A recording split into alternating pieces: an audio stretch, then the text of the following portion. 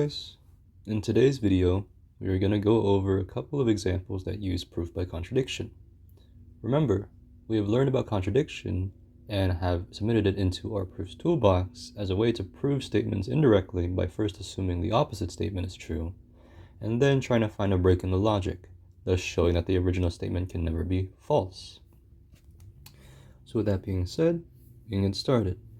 We're going to get started with our first statement, a classic statement that has been proven 2,000 years ago by the Greeks, and that is that the square root of 2 is irrational. I'm going to see that it's probably in this statement, but it can also be that square root of 2 is not a rational number. This is the set notation.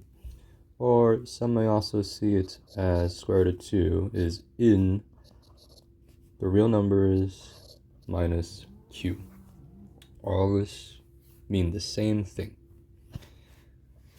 So why don't we go ahead, we'll start off our proof. We'll first assume that the opposite statement is true. So we'll assume that square root of 2 is rational, so it's in q, it's a set of the rational numbers, such that, well, what does it mean for a number to be rational? For a number to be rational, it should be a ratio of two whole numbers, two integers. So we'll say that it is such that square root of 2 is equal to some p over q for p and q that are whole numbers, can be positive or negative. And since we have a division, we also cannot have q be 0.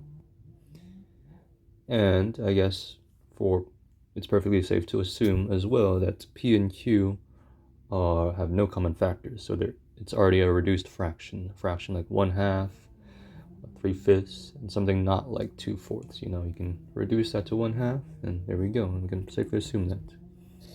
For them to have no common factors, we can say that p and q are coprime, or the only factor that they do share is 1. Alright, so what can we do from here? We have an equation, so why don't we try to simplify it? Alright, if we square both sides, we get 2 is equal to p squared over q squared, and this implies that 2q squared is equal to p squared. Now notice, we have p squared is equal to 2 times q squared. Since p and q are whole numbers, then their square must also be whole numbers. So p squared is 2 times a whole number, which is exactly the definition of what an even number is. And we can say here that p squared is even. But what does that also imply?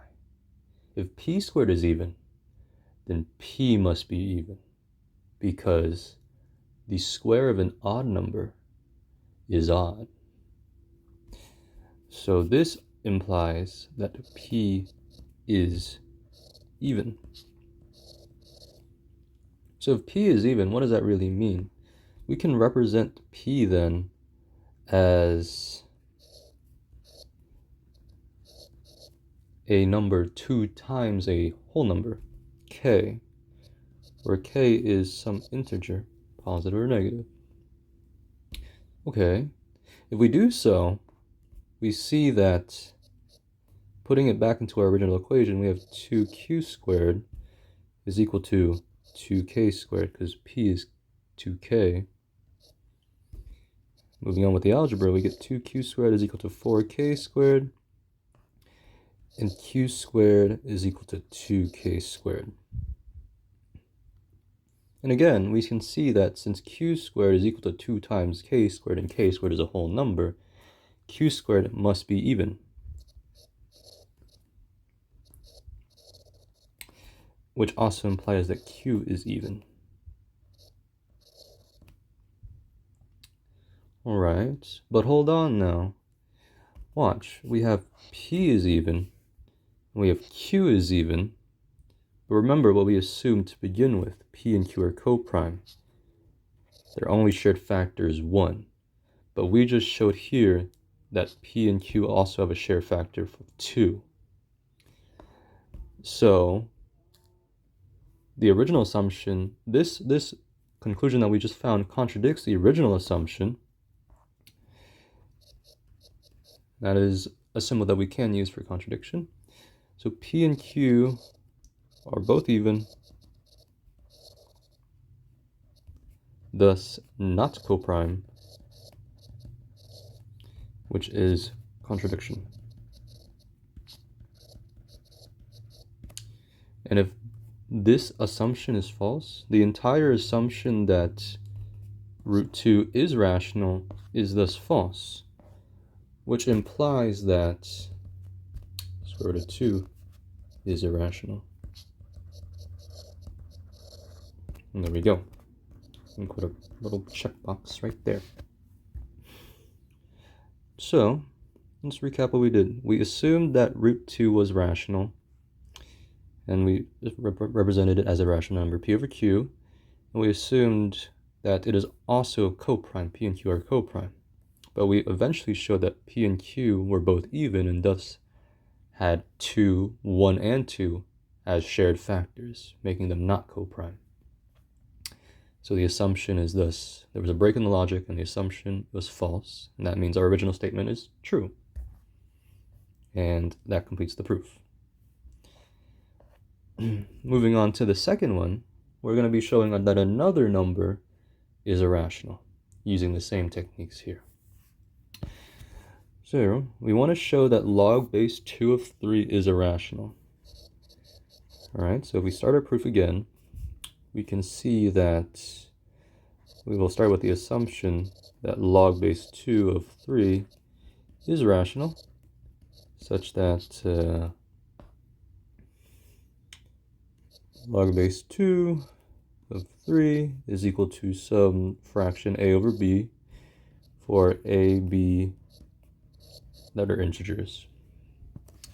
And say that b is also not equal to 0, and sure, why not? We'll also assume that a and b are coprime. Okay, if we move on to the algebra, we get that raising both sides to the base of 2 from our log rules, we get that 3 is equal to 2 to the a over bth power. If we raise both sides to the bth power, we get that 3b is equal to 2a. Now hold on here. We have a contradiction. Can you see the contradiction? 2 to any power will always be even, and 3 to any power will always be odd. This equation right here is a contradiction in of itself. An even number can never be an odd number, and thus we can simply say right there that log 2 of 3 is thus irrational.